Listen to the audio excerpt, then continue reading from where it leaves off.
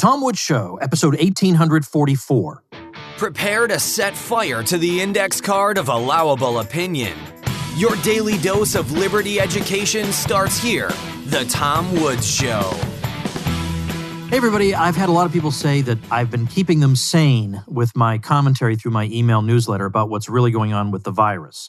Well, if you want to know the people who keep me sane and the resources I use to find out the stuff I find out, well, I made you a list of those resources, and you can grab it over at tomwoods.com/corona.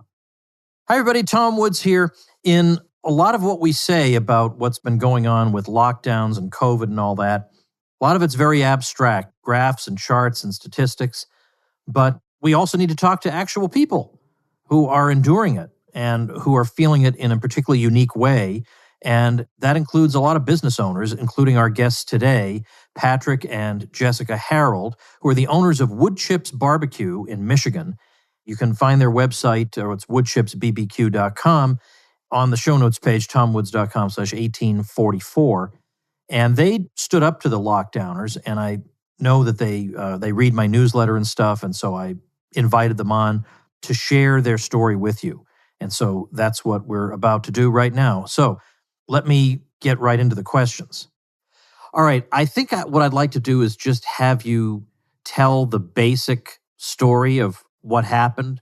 You guys are in Michigan? Correct. Okay, so Michigan is, like California, notorious throughout the country for the harshness of its lockdown.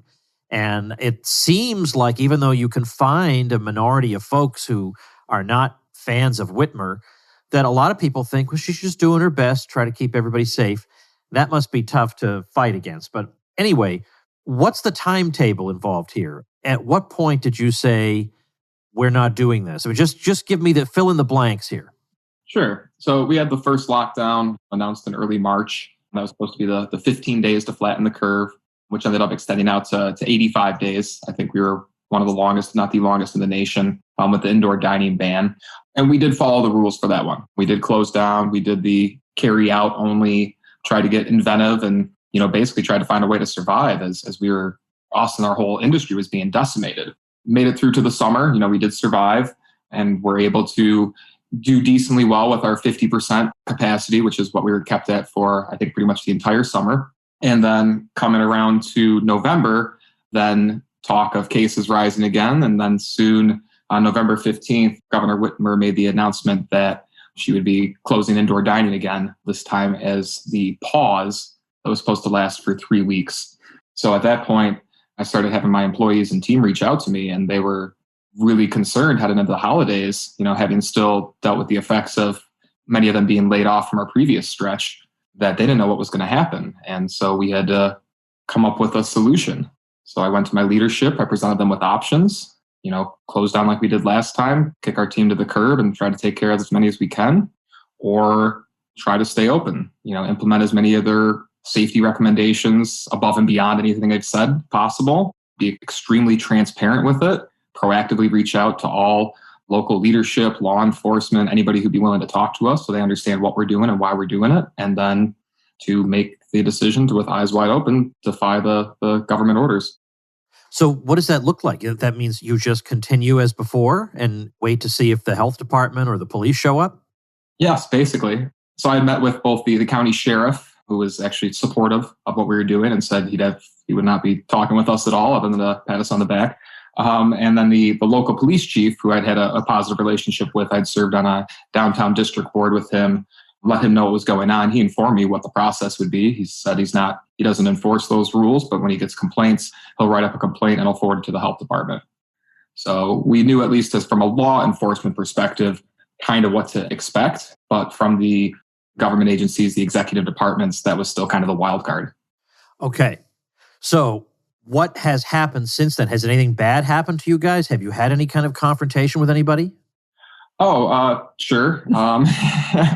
We had the local police. They received their complaints and they came through and handed us a one-page slip saying that they'd received a complaint and they'd forward it to the health department along with copies of the executive order, or the MDHHS order at this point, since the executive orders had actually been deemed illegal under a Michigan Supreme Court ruling back in October, but were quickly replaced by Michigan Department of Health and Human Services orders almost word for word verbatim.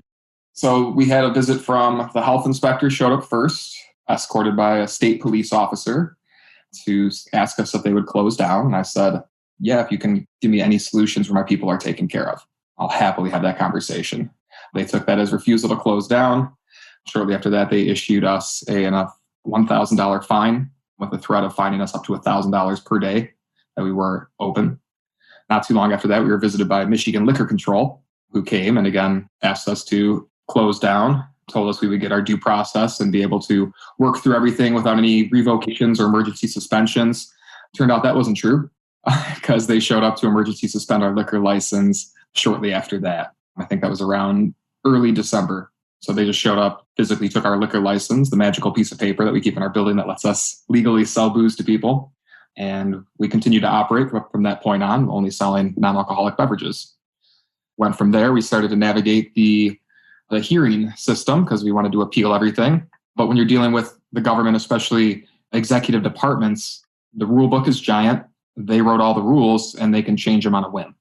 So there's no real strong legal argument we had to make in that court because it's not like a circuit court. We can't bring constitutional arguments there. It's only based off, we're dealing with an administrative law judge, and he's just there to administer that specific law. So our hands were kind of tied, but we were able to go through a Zoom trial hearing, make our case passionately, let them know what we were doing and why, along with our stance as acting as a nonprofit for that 3-week pause.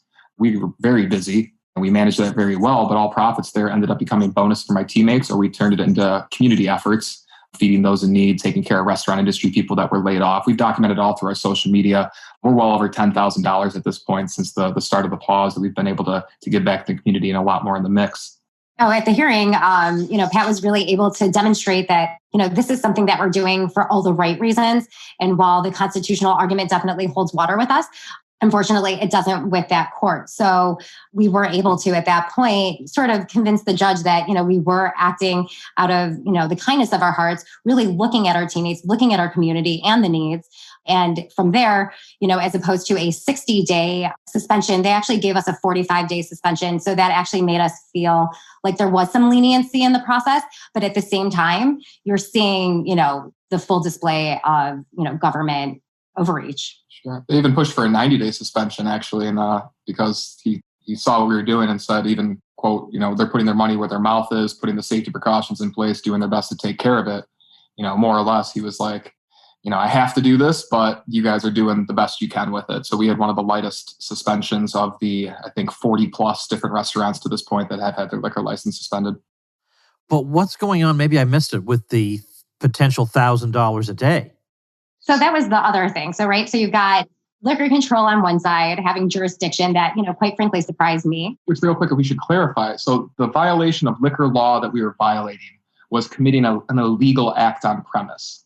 The illegal act on premise was violating the MDHHS orders. So not that we were actually breaking a law, but each executive department in Michigan basically has the ability to enforce any other executive department's rules that they administer. So we were put in like a form of civil double jeopardy here, where it's the same act, but we're getting on both ends from liquor control and then dealing with MDHHS. So MDHHS comes to us, and of course they give us, the $1,000 fine and asking us to close down. And of course we said no.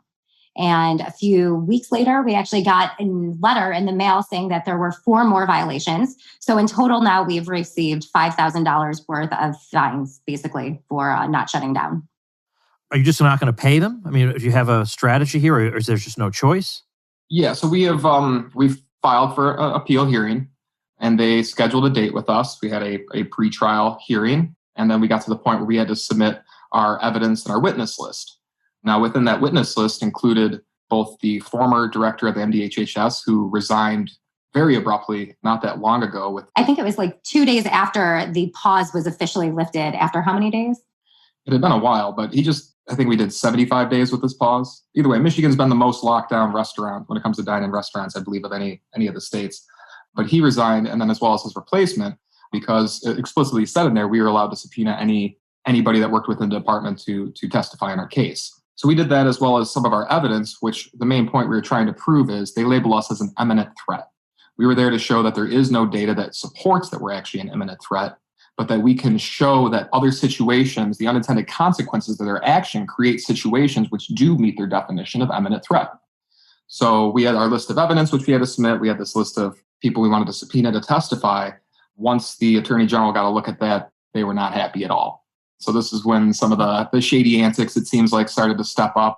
They filed a motion for summary judgment, an 85-page motion, when that's definitely a little bit overkill for a $1,000 civil infraction, because this isn't even all 5,000 being adjudicated at this point. This is one single $1,000 charge. And so they wanted that to just be ruled guilty without us getting a chance to say anything. And then before we even had a chance to respond to that, after they saw our witness list, they had a conversation with the judge ex parte, not including us, which at this point our lawyers should have been included. And they pushed for adjournment, which was granted to them.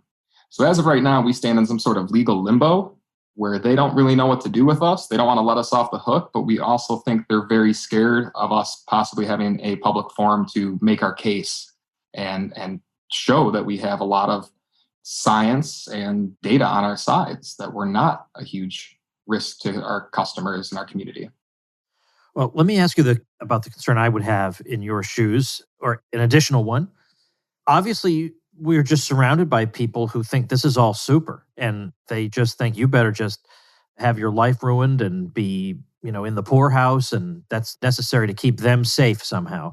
And they want to snitch on people like you. Mm-hmm. And that can also take the form of just posting 1-star reviews. And one of those can hurt you. Oh, yeah. So how do you cope with that? So, to your point, there were definitely some detractors. We had some negative comments. We had, a few people that just were obsessed, right? They were increasing our reach on all of the social media because they kept commenting and they were harassing other people. But we're talking about a handful of people while we had thousands of people in support. So we, were fueled with so much positivity from those in the community that we're grateful. It's not just about, standing up to the government. There are people who suffered serious mental health issues during the first lockdown. For me personally, I also did. So it was so nice to read the messages from people who are like, thank you for keeping me normal. Thank you for giving me a space to connect with humans, because at the end of the day, we still are human. And so while we definitely got some inhumane comments from really just a select few, and yes, they did threaten to call and they did call the authorities, we were very blessed to have an incredible community. And again, it's not just, those people who are patriots, it's those people who really suffered consequences during the first lockdown and recognized that there's a better or a different way to do this. And those were the people that lent their support and really fueled us with all of that positivity during those sort of darker comments, if you will. But overall, we were very blessed to receive lots of love from the community. Now, see, that's really encouraging. And that might be encouraging to some business owners listening to us right now, that if even in Michigan, where the lockdown has been very harsh, but yet the public has been favorable enough to the governor that she was seriously considered, I think, as a possible vice presidential candidate, that even in that scenario, you could still get that kind of support from, I don't know if it's a silent majority, but it's a silent something. That is very encouraging. That is something. Correct. It is. And we also want to say, a big part of our message is we lead with understanding. On a lot of the videos I put out there, I'm like, look, I understand that some of you aren't going to agree with me.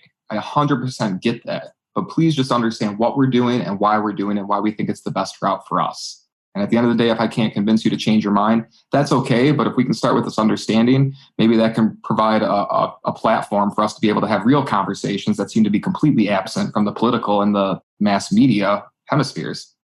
Hey, folks, I want to take a quick minute for an important message about something that can help you spiritually and yet eminently practically, and can enrich your life tremendously. So, what could I be talking about? Well, of course, Skillshare. Skillshare is an online learning community that gives you the opportunity to expand your knowledge and abilities in some passion you already pursue, or to expand your horizons into worlds you've never inhabited before. Not to mention, the skills you learn can form the basis of a side hustle or even your own business. We're talking classes in everything from illustration and graphic design and photography to fine art, music and music production, film and video, marketing, entrepreneurship, web development, you name it. Lately, I've been very interested in productivity, not because I'm trying to do 10 times the work, but because I want to spend more time with the kiddos. So I took an extremely practical, very step-by-step class on Skillshare by Thomas Frank called Productivity Masterclass, Create a Custom System That Works. Explore your creativity at Skillshare.com/woods and get a free trial of premium membership. That's a free trial of premium membership at Skillshare.com/woods.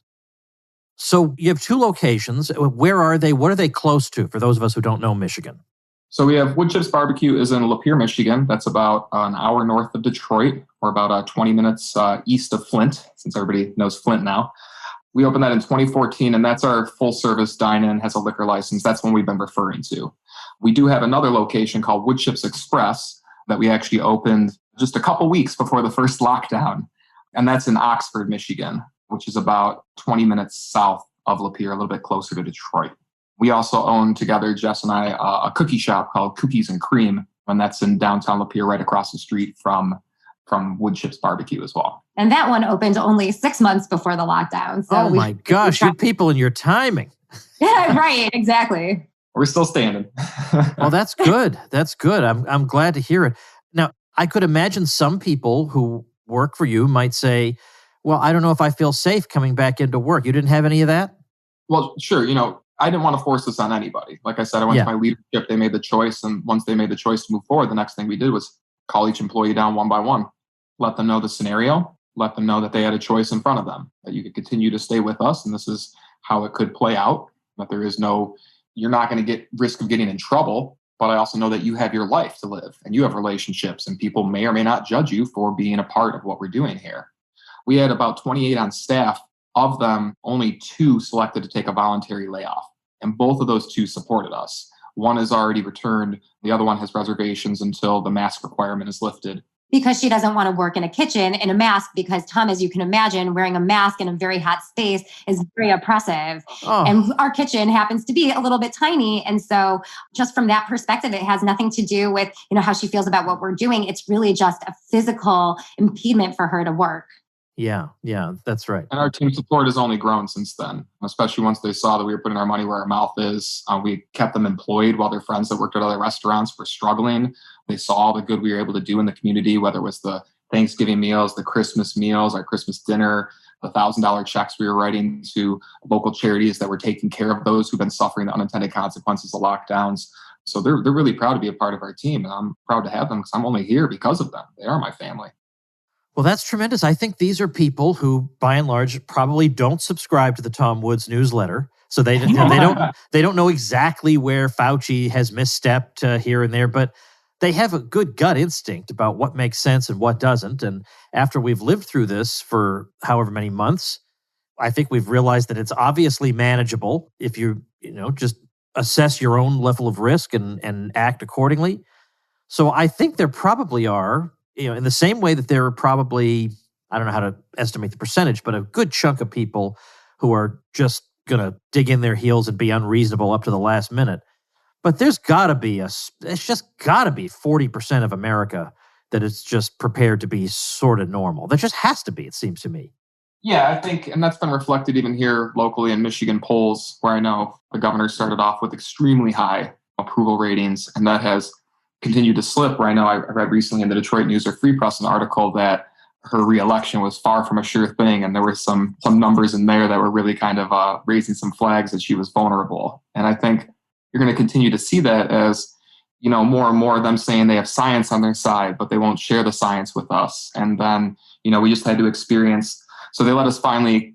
Well, they let all the other restaurants, we were still open, but they let the other restaurants come back to 25% capacity for dine-in with a 10 p.m. curfew. And she says this is all tied to data, but our positivity rate is down to one of the lowest in the nation. And worse than that, they made this change saying, okay, for the next 2 weeks, we're going to do 25% dining, then we'll revisit it. 3 days later, because she was facing pressure to allow high school sports to start up again, she did another ruling saying, okay, high school sports are okay, and then quietly slipped in, by the way, we're going to keep 25% dining and 10 p.m. curfew through the end of March. Slipped in so well that media didn't even pick up on this until weeks later. And now everybody's just kind of discovered this. And we're like, well, what is this based off of? Because just to the south of us, Ohio, where we've taken trips to Toledo, less than an hour away, they've been open the entire time and they just had their curfew completely lifted. So we're just trying to understand, if you're saying it's about the science, share the science with us. If you're saying we're an imminent threat, show me I'm an imminent threat. I'm a food safety expert. I want to do what I can to take care of my people. But at some point, I'm going to reject my consent to be governed if you're going to govern me based off this fiat. And I want everybody to think long and hard what's the best move for them to take. I'm not here to encourage anybody or discourage anybody to do anything except to ask questions and try to have a conversation so that we can get to the best solutions for everybody. And honestly, are there really people out there? I mean, I get that we can have a discussion about social distancing, whatever, but is there really anybody who thinks curfews are doing any good? California was lousy with curfews, and then suddenly everything blew up over there. Seems to me the only effect of a curfew, if you're going to say, okay, you have to have all your business done by X o'clock, okay, so that means that in the hours that are now available to me, I'll crowd in with everybody else trying to crowd in to get everything done by 10. Sure. I thought the idea was to spread things out. The thing makes no sense. Here I am trying to find some rational thread running through it.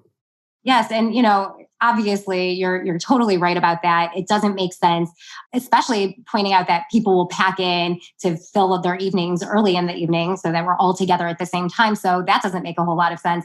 But I think what I've heard is that, after 10 p.m., we can't make good decisions. So literally we're being told by our government that we're not responsible adults. And, it's quite frankly, very insulting. By the way, I'm at your website, which is woodchipsbbq.com. And whoever took that picture deserves a raise. I mean, that has to be the most mouth-watering barbecue picture I've ever seen. Absolutely fantastic. Well, come for the freedom, stay for the amazing barbecue. Yeah, absolutely. I wish I got to Michigan much at all. Are you anywhere near, I'm sorry, I know so little about Michigan. Are you anywhere near Hillsdale College? Oh, that's further south from us. It's a few hours away. I think two hours or so. Okay. All right, because we know Hillsdale. Mm-hmm. I mean, because my old friend Brad Burzer, who comes on the show every now and then, is a professor there, and we've known each other forever, and we've never met in person. And we were supposed to meet on the Contra Cruise last year, and Brad all of a sudden couldn't come for an extremely good reason. And then there was a concert we were going to go together to in Canada, and I couldn't go to that. So we keep not being able to do it. I'd love to meet at your barbecue place. That's why I was thinking. I'll fly to Michigan, meet Brad, and we'll have some barbecue. So we'll see. We'll see. That would be amazing. We would love to have you. If we took a road trip, we wouldn't stop talking the whole time. So it wouldn't be that we'd be bored making the drive up there. That's not a problem. Just throw the recorder on. You got yourself a traveling. And I got myself a week's worth of episodes. That's right. You know what? I have the perfect solution for you. Okay. You fly into the Detroit airport. He's going to come pick you up. And then you guys will drive up to Lapeer. And that will make your drive a little bit shorter because you're going to have to get picked up from the airport anyway. And that's smart. Yeah, there you go. We got an Airbnb above the restaurant too. So if you want to hang out. All right.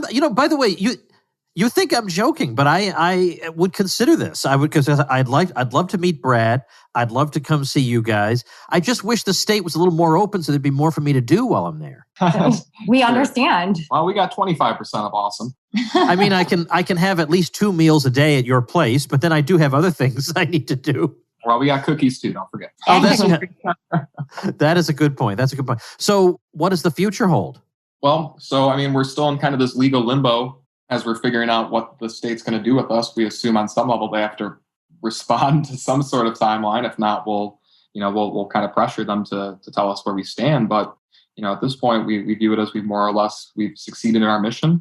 We took care of our team. We're pushing forward. We still have lots of popular support. We're still doing amazing things in the community. In fact, Thursday of this week, we're launching our first community dinner where we're putting on a meal to feed up to 250 people in the community that just need a fresh scratch-made meal or just need to reconnect with people, partner with a local community center as well as a local food bank.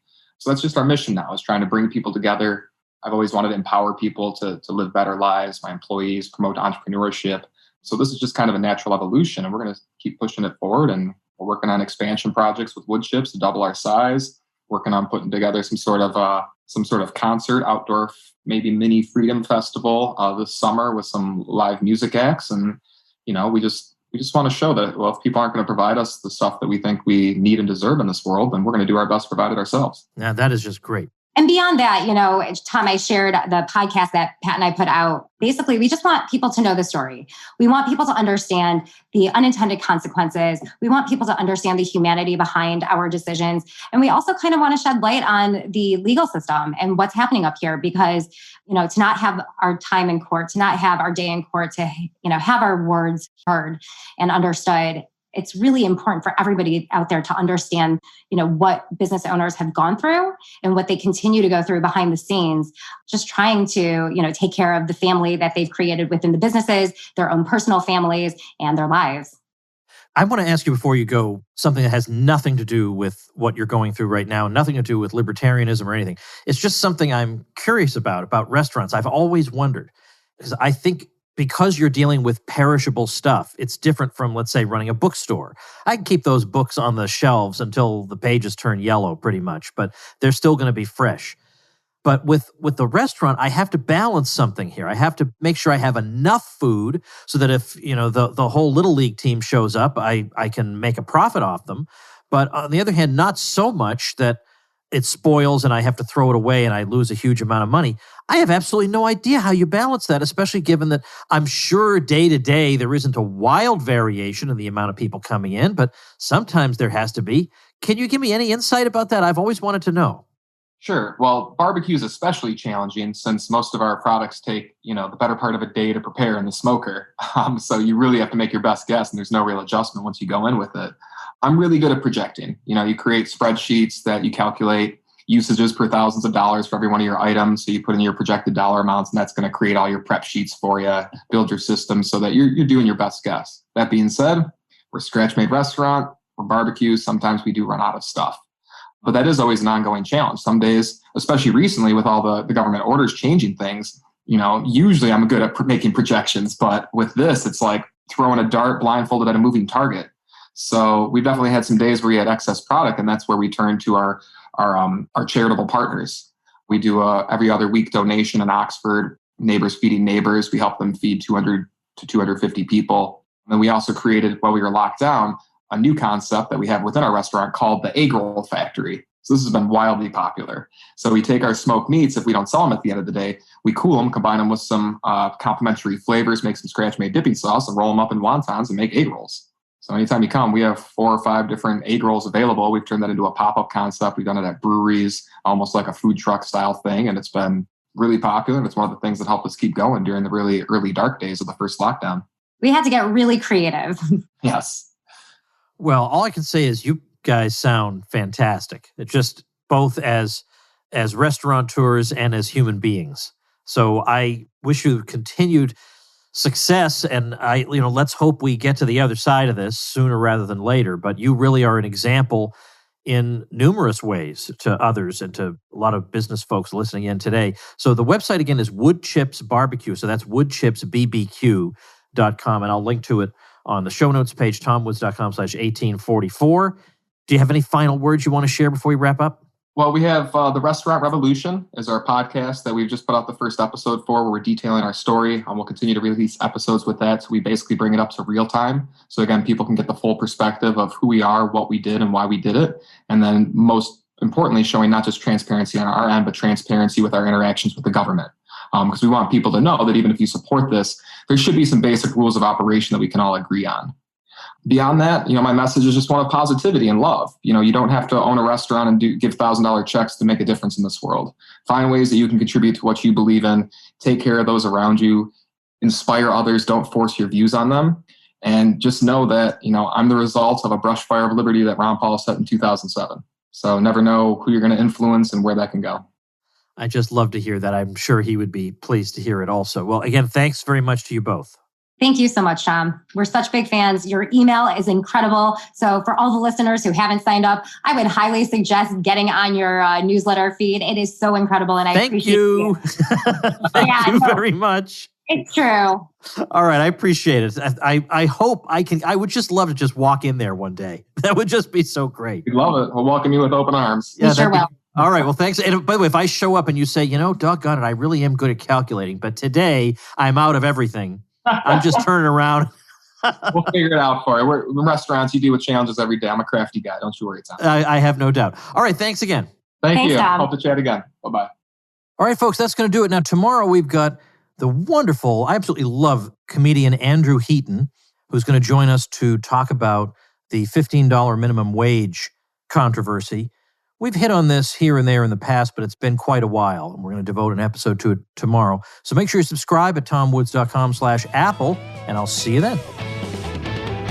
Become a smarter libertarian in just 30 minutes a day. Visit tomwoods.com to subscribe to the show for free, and we'll see you next time.